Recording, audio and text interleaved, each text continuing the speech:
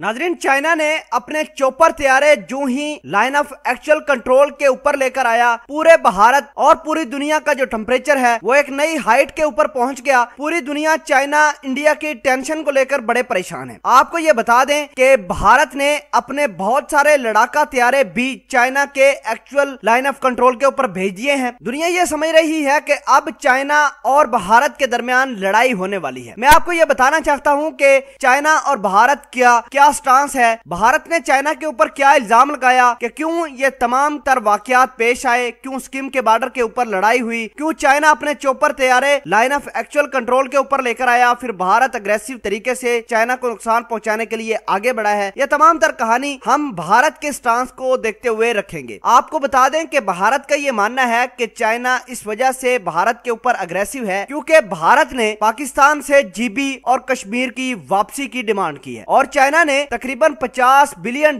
का प्रोजेक्ट जो सीपैक है उसके ऊपर इन्वेस्ट भी कर चुका है। अगर भारत पाकिस्तान से जीबी या फिर कश्मीर वापस लेता है तो चाइना की सारी लागत डूब जाएगी। तो इस वजह से चाइना भारत के ऊपर अग्रेसिव हुआ है। इस तरह की बातें सामने आ रही हैं भारत के मीडिया की जानिब से। आपको यह भी बता दें कि अब भारत पाकिस्तान और चाइना के ऊपर बहुत बड़ी कार्रवाई कर सकता है। ये रिपोर्ट सामने आई है और भारत वाले जो गोदी मीडिया है गलत रिपोर्टिंग करके अपनी अवाम को भड़का रही हैं। अवाम भड़क कर मुसलमानों पर बेचारों पर अटैक करती है। मुसलमान बेचारे भारत के अंदर बुरी तरह फंस चुके हैं, ना उनके पास खाना है ना पानी, और ये तमाम की तमाम बॉर्डर वाली सिचुएशन अब भारत ले जाकर उसका गुस्सा अपने मुल्क में मौजूद जो मुसलमान है उनके ऊपर निकाल रहा है। भारत के एक मिनिस्टर हैं, उन्होंने रमजान और मुसलमानों के ऊपर एक अग्रेसिव स्टांस लिया और कहा कि मुसलमानों को बड़ी छूट दी गई है, मुसलमानों को पकड़ लेना चाहिए, ये करना चाहिए, वो करना चाहिए, ये हमारे बॉर्डर के ऊपर ऐसे काम करते रहे हैं, हमें बॉर्डर पर हमारे सिपाहियों को मार रहे हैं, लिहाजा हम अगर बॉर्डर के ऊपर पाकिस्तान की फौज से बदला नहीं ले सकते तो हम कम से कम जो भारत के अंदर मौजूद मुसलमान हैं उनसे बदला जरूर लेंगे और लेते रहेंगे। तो आपने देखा कि किस तरह भारत के मुसलमानों को नुकसान पहुंचाया जा रहा है, मसाजिद को आग लगाई जा रही है। जो भी मुसलमान रोड पर आता है उस बेचारे को पुलिस और भारत के प्राइवेट गुंडे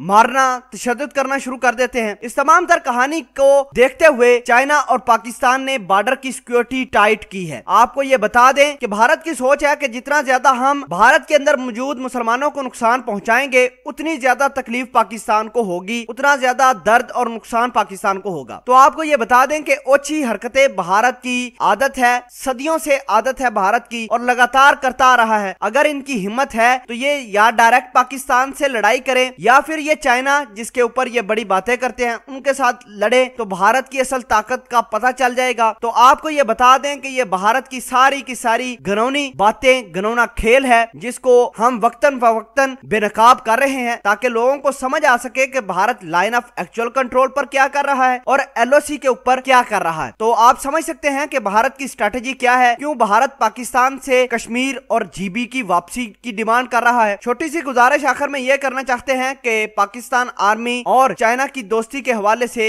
एक नारा जरूर लगाइए ताकि हमारे जवान जो बॉर्डर पर लड़ रहे हैं उनकी हौसला अफजाई हो। पाकिस्तान आर्मी जिंदाबाद।